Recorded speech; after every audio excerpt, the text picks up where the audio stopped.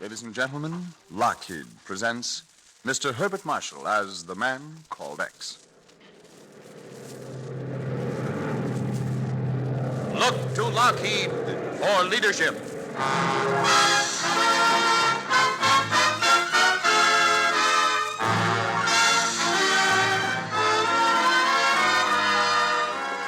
The men and women of Lockheed Aircraft present Herbert Marshall in The Man Called X, produced and directed by Jack Johnstone.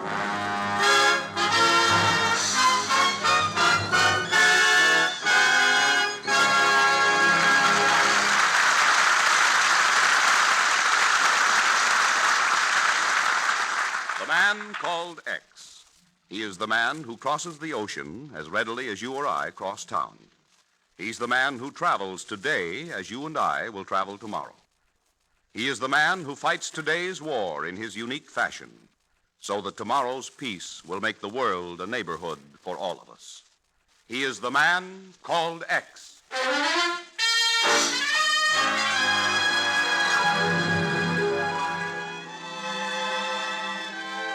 Tonight, Mr. X spins the globe and puts his finger on the Balkans, where he searches for an unknown but notorious international criminal.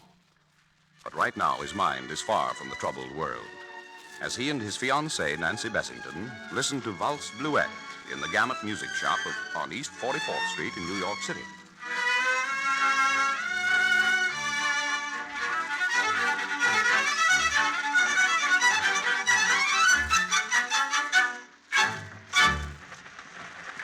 That's beautiful, Ken. Then we'll take it, my dear. Do you think they could play that for our wedding march, darling? Well, it might be rather tough to waltz down the aisle to, and Mendelssohn and Wagner will probably turn over in their graves, but if you insist... Have you decided to take it, sir? Yes, will you rap it, please? Certainly. It'll just take a moment. Darling, do you realize how many things we have in common? Good music, good books, good... Ken, are you listening? Petko. What did you say, Ken? Petko Todorovich. Pet who? Ken, where are you going? Nancy, that man just leaving the shop. Darn it. Now, which way did he go? Ken, what under the sun are you... Petko. I lost him in the crowd. And just who is Petko, if you don't mind? I haven't seen him since we were at school together in Switzerland. School? Oh, an old friend. A very close friend, Nancy. Well, thank goodness. For a minute, I thought you were getting mixed up in one of those things again.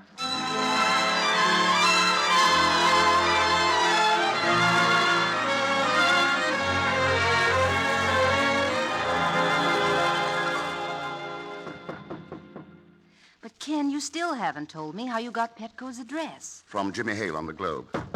Come on, Petko, open up. I'd heard he was coming over here as representative of Tito's government. Oh. Well, then this isn't just a social call after all. Funny. Why, it's open. Petko, are you home or... Ken in that chair. Petko. Look at him. Yes, Nancy. Shot through the heart. But, Ken, why? I don't know.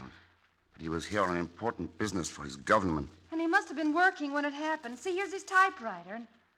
He was just writing a letter. It's to somebody named Anna. But it may give us some idea. Anna? You know her, Ken? His wife, Nancy. Anna was in Switzerland the year I met Petko. She was very lovely. Oh? I was in love with her, too. Oh. But I left after that summer, and they were married a couple of years later.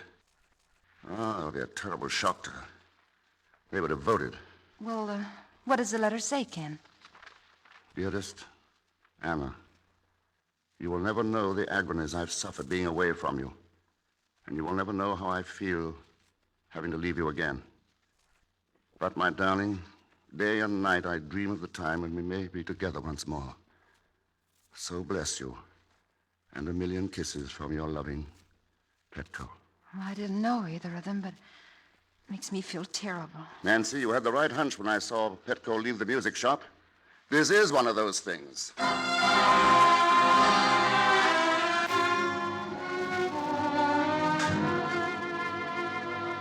Mrs. Anna Todorovich, 1719 Tsar, Osfotoditl Street, Sofia, Bulgaria. Yes, Chief. That envelope, already addressed, lay beside the typewriter.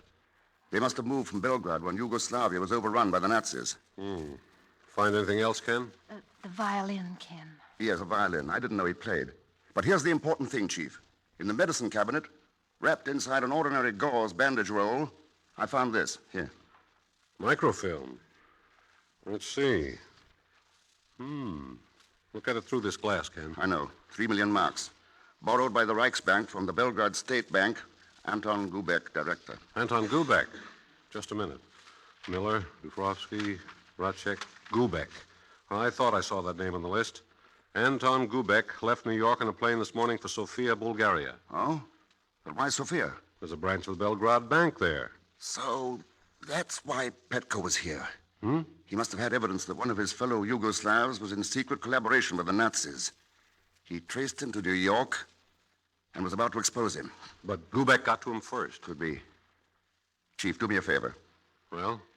Keep this quiet until I have a chance to see Anna Todorovich and tell her about Petko. Oh, but Ken, Anna is in Bulgaria. Yes, my darling, Bulgaria. Oh!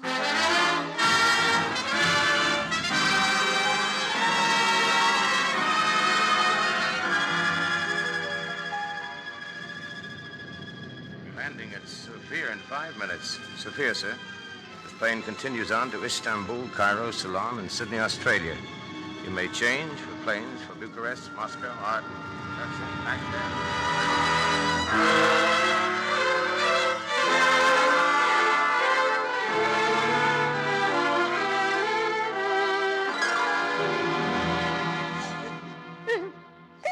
I'm sorry, Anna.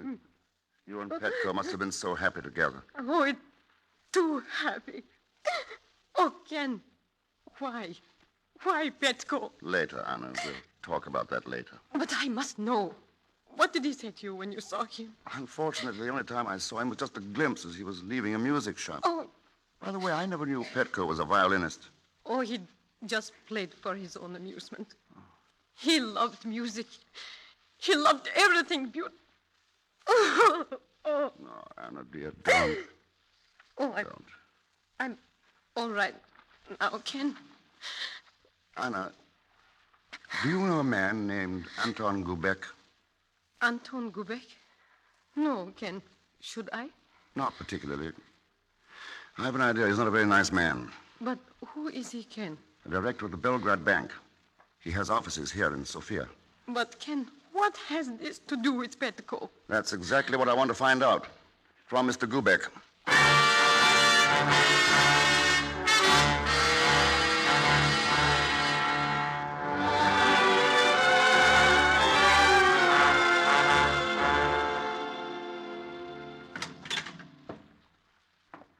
Mr. Gubek? Yes?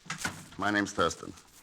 Well, what can I do for you? Mr. Gubek, do you know a man named Petko Todorovich? Todorovich? No, I'm afraid I don't. Todorovich was found dead a few days ago in New York City. So? What has that to do with me? He was in possession of a photostatic record of dealings between this bank and the Reichsbank. My dear man, what bank has not had dealings at one time or another with banks of other countries? After all, finance is international. I'm afraid I fail to understand the purpose of your visits. Oh, I think you do understand. And is there any reason why you shouldn't tell me what you know? I haven't said I know anything. Well, in case you change your mind, you can reach me at the Grand Palace Hotel. Why should I change my mind? Because the police might be interested in knowing that you left New York on the day Todorovich was murdered.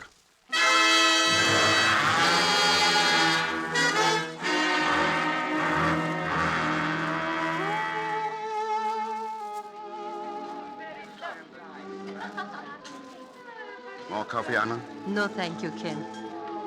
Feel better now? Much. Thanks to your dear self. Petko always said the best cure for grief was music, food, and laughter. You have given me all three tonight. Anna, think a minute. Are you sure Petko never mentioned Anton Gubek? I have been thinking ever since you spoke of him, but you see, I knew very little about Petko's business affairs. And since we came to Sofia, practically nothing at all. What will you do now, Anna? Go back to Belgrade Or perhaps even to your America. Gypsy music is the same all over the world, but this is one of the best groups I've heard in a long time. Gancho's gypsy violins are very popular. Do you see how some of the players wander around among the tables? I certainly do. You believe me, Anna, no gypsy wrote that song. And that arrangement. So you do not care for my improvisations. Well, what else can one play in a cheese box like that? Pegon Zellschmidt. Hello, Mr. Thurston. I thought you'd never get here to Sofia, but it was worth waiting for. Will you introduce me? Oh, yes, Madame Todorovich. Mr. Zellschmidt. Hello. Poet, scientist, musician, and admirer of beautiful women. I kiss your hand, madame. Well. You might as well sit down, Pegon. I suppose it's pointless for me to ask you how you happen to be in Sofia. Or is it just an unhappy coincidence? Surely, Mr. Thurston, you didn't expect me to abandon you in such a crisis. Well, why not? You've done it before. Yes, but only for money, and in case of extreme necessity. And speaking of necessity, Mr. Thurston, there is a little item. What, already?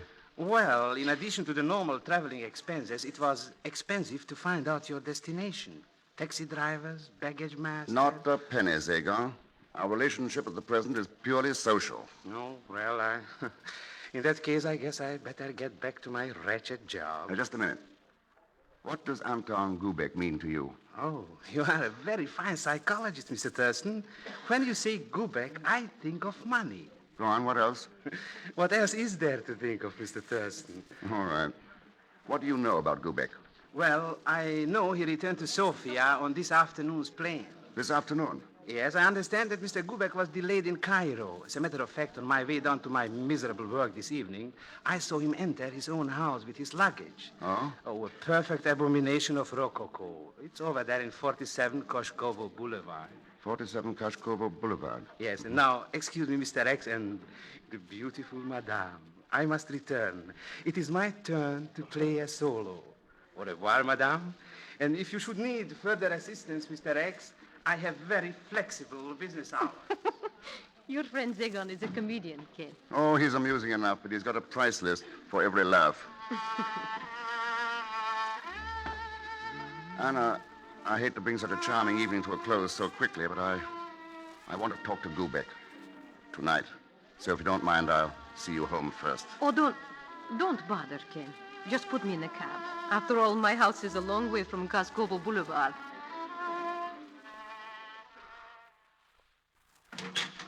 Yes? What do you want? Oh, officer, I came here to see Mr. Gubeck. There's Mr. Gubeck in there, on the floor. Dead. Wait a minute. This isn't Gubeck. Oh, no? Well, who do you think it is? This isn't the man I talked to at Gubeck's office yesterday afternoon. I don't know anything about that. But this man is Anton Gubeck. Then who was the man I talked to?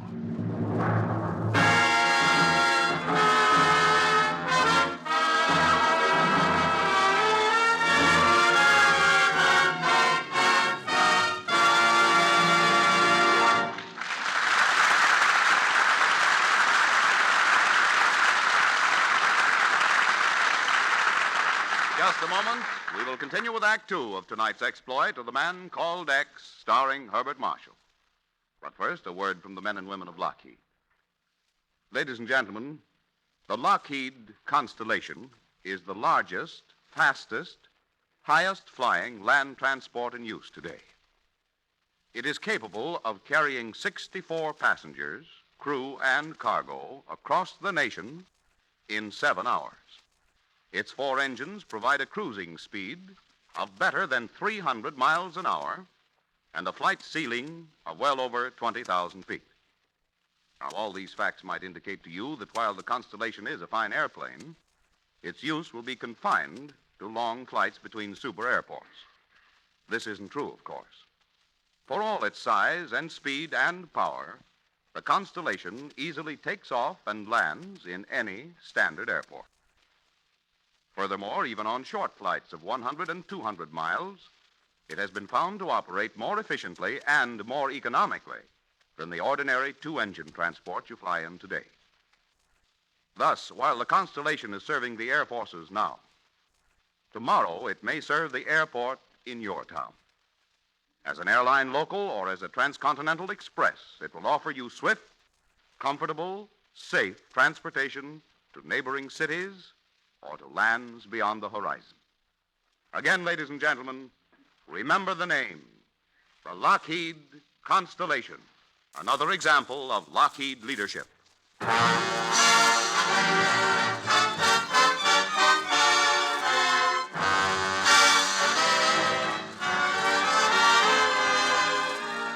Now to return to tonight's exploit of Mr. X, whose search for the murderer of his friend Petko Todorovich has led him to Sofia, Bulgaria, only to discover that his only suspect, Anton Gubek, dubious Yugoslav banker, also has been murdered. As we join him, he is in his hotel room with the ubiquitous Pegon Zellschmidt. Mr. X, I am humiliated at having to bring up such a personal subject, but... You don't look very humiliated to me, Segan. Oh, well, I was so excited with my first solo appearance as a violinist that I neglected to conclude my negotiations with you at the cafe. I don't recall any negotiations. But, Mr. X, remember, I divulged invaluable information about the unfortunate Mr. Gubek. Oh, in that case, you owe me money. Your invaluable information ran me right up a blind alley. Well, then, perhaps you'll be even more interested in Mr. Macek, president of the Macedonian National Bank. Such an interesting story and not too expensive. Or perhaps Mr. Dobrovici, chairman of the board of directors of the Sofia Exchange. Now, wait a minute. What kind of double talk is this, Segan? No, not talk. Names and figures. All here. See? On this. Microfilm. Segan, where did you get this? Oh, do not misunderstand me, Mr. X. I'm a man of scruples, but she was so beautiful, and I was only looking for her address. Well, whose address? Looking where? Why, your beautiful friend, of course, when her handbag lay on the table in the cafe. Segan, it's hard to believe there could be worse scoundrels than you, but there are, and not half so amusing. Again, I am humiliated having to bring up a personal subject. Well, but... perhaps these American dollars will save you from further embarrassment. Well, they do. I now recovered my dignity, and now as an honorable man, I must return this property to the beautiful lady. That, Segan, is a pleasure I shall reserve for myself.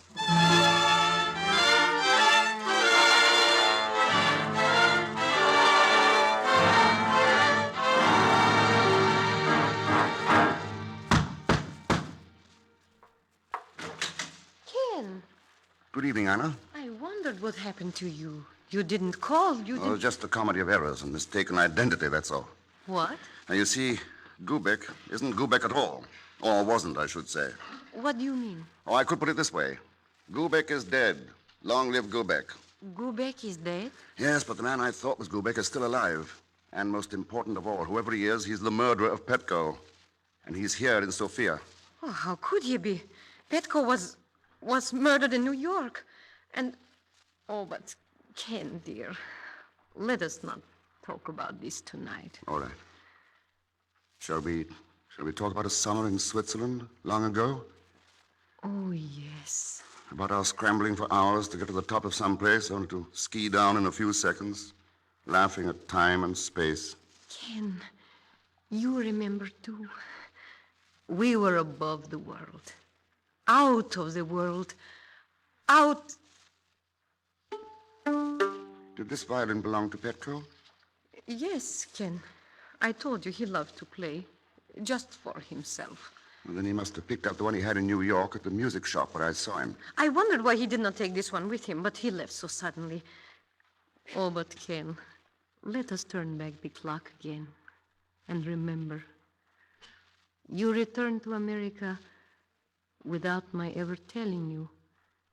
Telling me what, Anna? That it was you, Ken. You, darling. Kiss me. Like you once did when... Anna, something I must tell you about. Yes, my... A letter for you from Petko. He wrote it just before he died. Oh. You read it to me, Ken. Dearest Anna, you will never know the agonies I've suffered being away from you. Oh. And you will never know how I feel, having to leave you again. But, my darling, day and night I dream of the time when we may be together once more. So, bless you, and a million kisses from your loving Petco. Oh, poor Petco. Now, let me read it again. Dearest Anna, you will never know the agonies I've suffered being away from you, and you will never know how I feel. Ken, why don't you go on? Anna, the person who began this letter didn't finish it. Yes, Petco started typing, but see, beginning here, the touch is different, a much lighter touch. Somebody else finished the letter.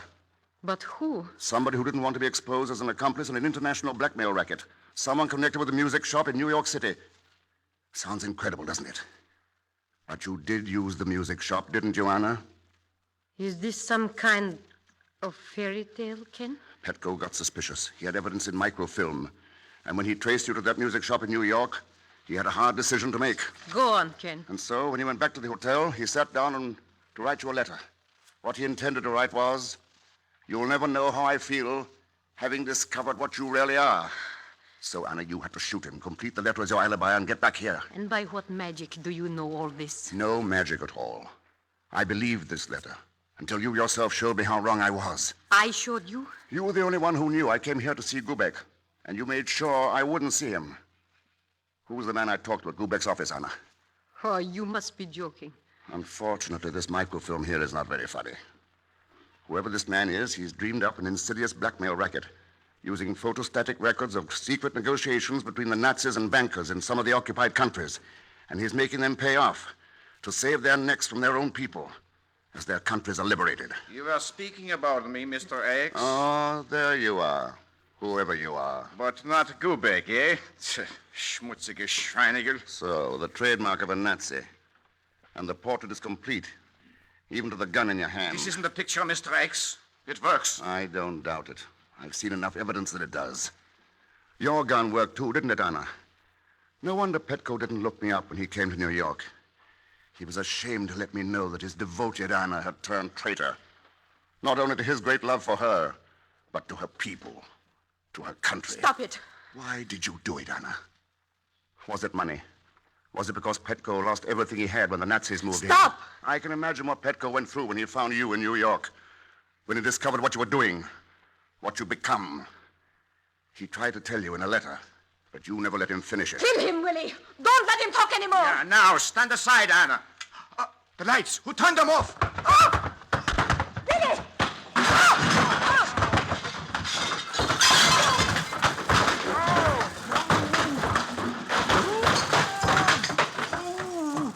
I swear by the father of my father, I am innocent. I didn't do it. Zagon, you. Oh, it's you, Mr. Thurston? What big hands you have. Can you find the light switch, Zagon? Naturally, I just turned it off. Right. There. And they've got away. You mean the beautiful lady and my friend Gancho? Gancho. So that's who he is. No, he's a lot of people. But mostly he was Willy Heinecke, a very high man once, a useful aide to von Papen himself. An unpleasant character. Well, Zagon, you saved my life by turning off that light.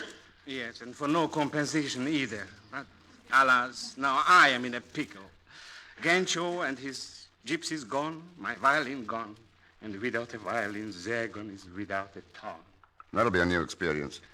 But if it's a violin you want, there's one. Oh, that's a treasure. When I played with the Amsterdam Symphony, I had a Guarnerius. On my last concert tour in Budapest, it was an Amati. And now? Oh, pfui, another one of Gancho's cheese boxes. Wait, give me that fiddle. Why didn't I think of this before? That flat tone. It may not be a Stradivarius, Mr. X, but that is vandalism. Look, Zagon, the sound post. It should be cheese. Instead of a solid piece of hardwood, it's a hollow tube. In it, a roll of microfilm. So this is how your friend Gancho concealed his blackmailing evidence and shipped it abroad. No wonder I could never play the Paganini cadenza from Mendel's own concerto on a Gancho violin. Zagon, you wanted the job. You have one. I'm open to suggestion for a slight consideration, of course. You know where Gancho has gone? Not yet, Mr. X, but Zagon is not only a virtuoso, he's also a bloodhound.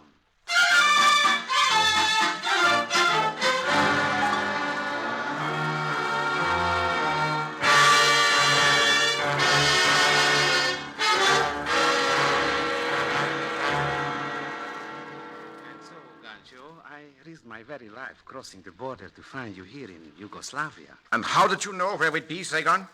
Do you not remember? You said the man who makes all your violins was here in this village. You are a friend of Thurston's. Why did you follow us? Oh, my dear lady, is that not obvious? You and Gancho are now in a flourishing condition, so to speak, and you will be interested in the information about Mr. Thurston at a reasonable price, of course. So, it would be much cheaper to liquidate you than to bargain with you. Oh, but the information... I'll give it to you for nothing. Ken. Oh, Mr. X, don't surprise me like that, and please, Mr. Thurston, just put down that gun. Surely you don't think that Saigon, I know you too well. You always try to double your profit. So I followed you. And now I suppose you will kill us. I'm neither judge nor executioner, my dear. I'll leave that to the proper authorities. In this case, who will be more proper to judge you than your own people of Yugoslavia, whom you've betrayed?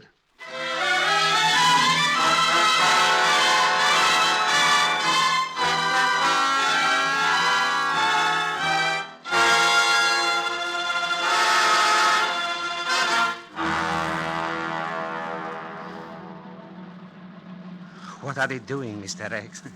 I can't bear to look. I don't wonder. You're lucky you're not against that wall yourself. Please don't say things like that.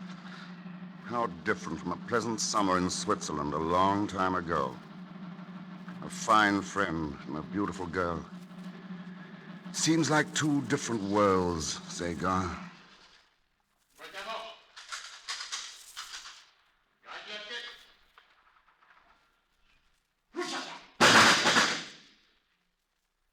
One of those worlds has ended. A world of treachery and terror.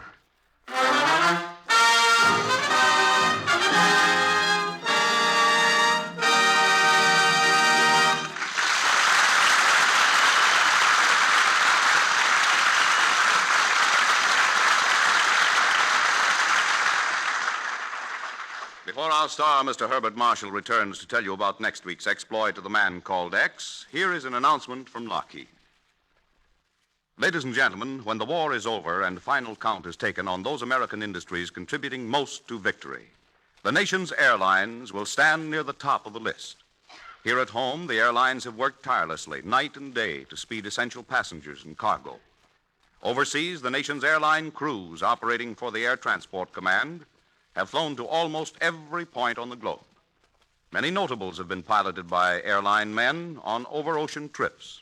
President Roosevelt, Generalissimo and Madame Chiang Kai-shek, Generals Marshall, Eisenhower, and Arnold, Admirals King and Leahy, Queen Wilhelmina, Secretary of War Stimson, and many others. Taken together, airline crews have crossed the oceans thousands of times and have flown many millions of miles to foreign shores. Yes, the airlines of America are doing a vital job in the war effort, a job that foretells a great age of flight that you and every American will enjoy in peacetime days to come.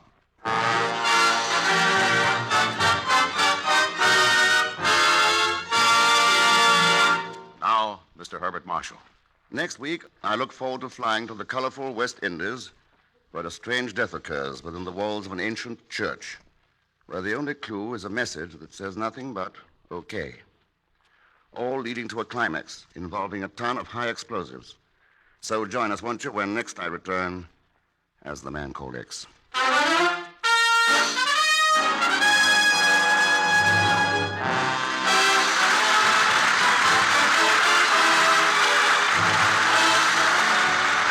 Man Called X is presented by the Lockheed Aircraft Corporation. Tonight's exploit was written by Milton Merlin. Original music was composed and conducted by Felix Mills. The entire production was under the direction of Jack Johnstone. Mr. Marshall's appearance is through courtesy of Metro-Goldwyn-Mayer, producers of the Technicolor picture Kismet. The men and women of Lockheed invite you to join Mr. X again next week. Same time, same station. John McIntyre speaking. This is the Blue Network.